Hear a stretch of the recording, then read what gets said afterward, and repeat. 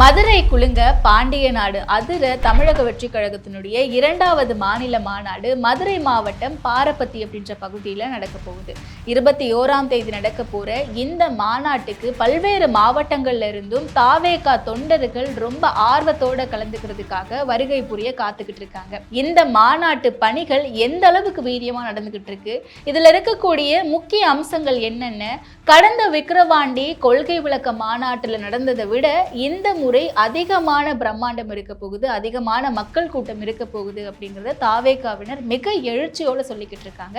இதனுடைய பின்னணி என்ன, எவ்வளவு பேர் இந்த மாநாட்டுக்கு வருவாங்க, விக்கிரவாண்டி மாநாட்டில இருந்து இந்த மதுரை மாநாடு எப்படியெல்லாம் வேறுபட போகுது, என்ன மாதிரியான புதிய அம்சங்களை இந்த மாநாட்டில் கொண்டு வர போறாங்க அப்படிங்கிறத இந்த வீடியோல விரிவா பார்க்கலாம் வாங்க. ஹாலிடேஸ்னாலே அது நம்ம GT Holidays தான். GT Holidays, South India's #1 travel brand. You know you are special when you're with GT Holidays. Chennai Silk Saree Sale. Latest collections at unbelievable prices. Up to 50% offer or branded gifts. T Nagar, Velachery, Cropate and Thiruvallur.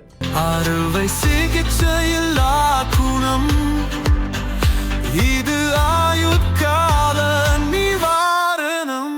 Doctor Srivarma's. August 25ஆம் தேதி 2வது மாநில மாநாடு மதுரையில் நடக்க போறதா தமிழக வெற்றி கழகம் சார்பில் முன்னாடி அறிவிச்சிருந்தாங்க.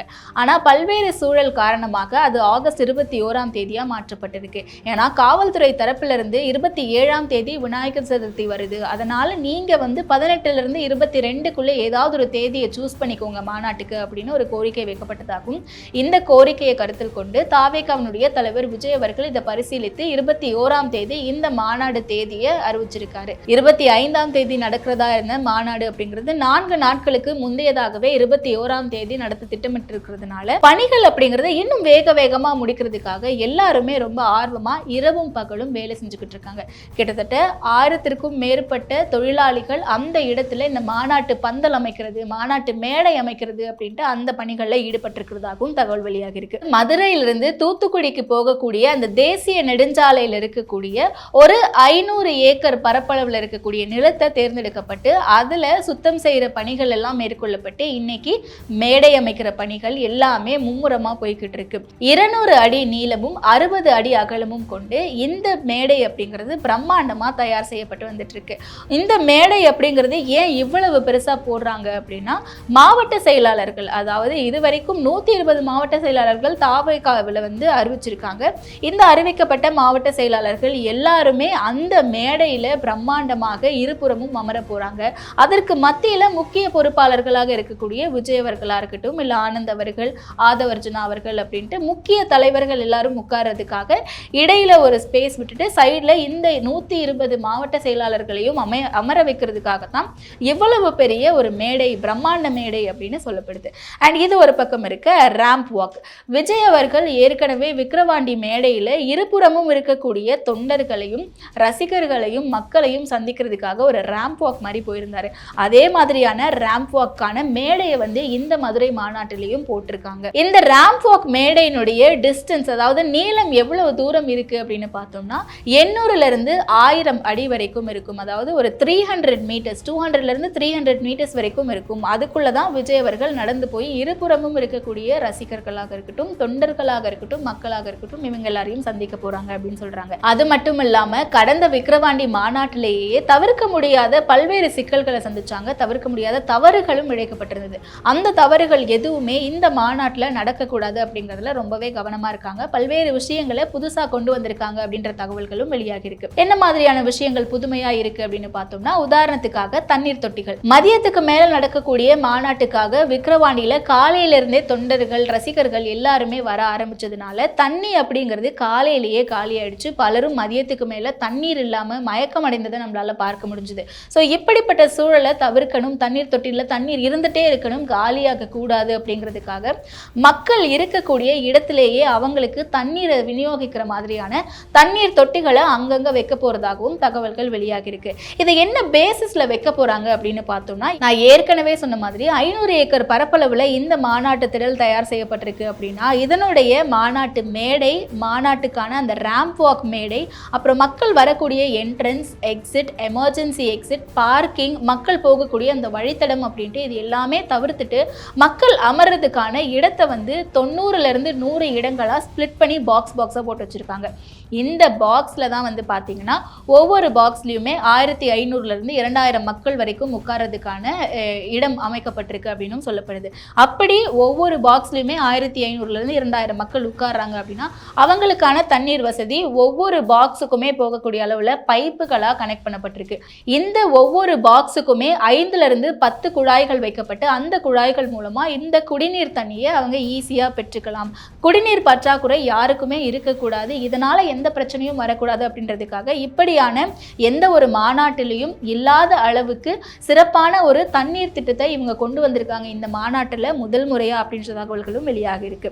இது மட்டும் இல்லாமல் மக்களுக்கு எந்த சிக்கல்களும் ஏற்பட்டுறக்கூடாது அப்படின்றதுக்காக தீயணைப்புத்துறையாக இருக்கட்டும் இல்லை ஆம்புலன்ஸாக இருக்கட்டும் இது எல்லாத்துக்குமே அனுமதியும் கோரப்பட்டிருக்கு. அது மட்டும் இல்லாமல் அவங்க தரப்புல இருந்து தன்னார்வலர்கள் மூலமாகவும் தனியார் மருத்துவர்களையும் கொண்டு வரதுக்கான திட்டங்களும் போடப்பட்டிருக்கு. ஸோ இது எல்லாம் கடந்து இந்த மாநாட்டுக்கு எத்தனை பேர் வருவாங்க அப்படிங்கிறது தான் மிகப்பெரிய எதிர்பார்ப்பாக இருக்கு.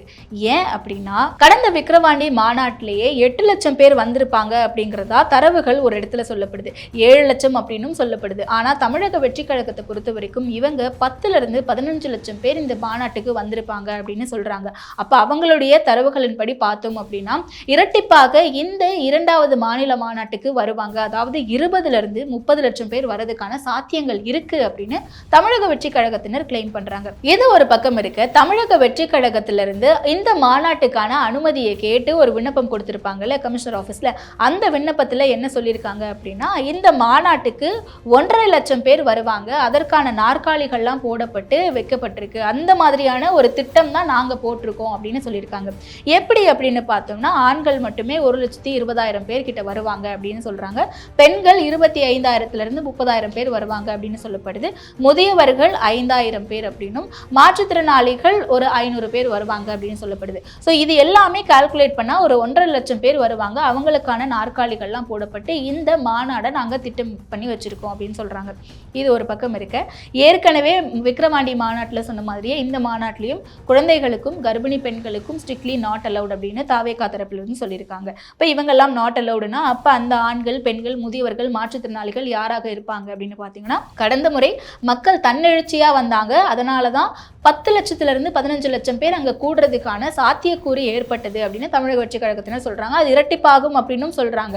ஆனால் இந்த முறை இந்த மாநாட்டுக்காக ஒவ்வொரு மாவட்டத்திலிருந்தும் 3,500 பேர் வருவாங்க அப்படின்னு எதிர்பார்க்கப்படுது. கட்சி பொறுப்பாளர்கள், கட்சியினுடைய தொண்டர்கள் அப்படின்ட்டு பஸ்கள் மூலமாகவும் வேன்கள் மூலமாகவும் கார்கள் மூலமாகவும் இவங்க ஒவ்வொரு மாவட்டத்திலிருந்தும் 3,500 பேர் அப்படின்ற ஒரு திட்டத்தின் அடிப்படையில் இந்த மாநாட்டுக்கு மதுரையில் வந்து குவிய போறாங்க அப்படின்னும் சொல்லப்படுது.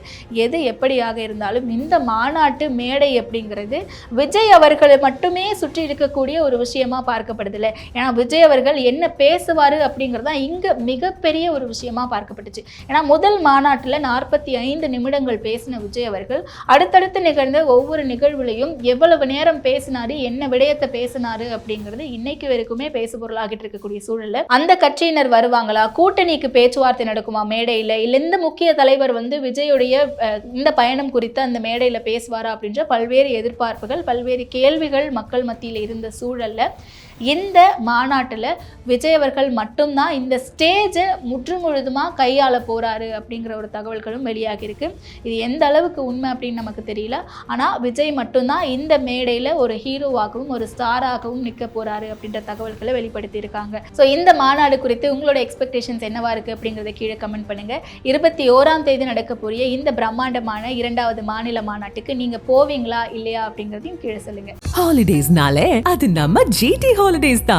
GT Holidays, South India's #1 travel brand. You know you are special when you're with GT Holidays. Chennai Silk Saree Sale. Latest collections at unbelievable prices. Up to 50% offer or branded gifts. T Nagar, Velachery, Cropate and Thiruvallur. அறுவை சிகிச்சையில்லா குணம் இது ஆயுட்கால நிவாரணம். Doctor Srivarma's.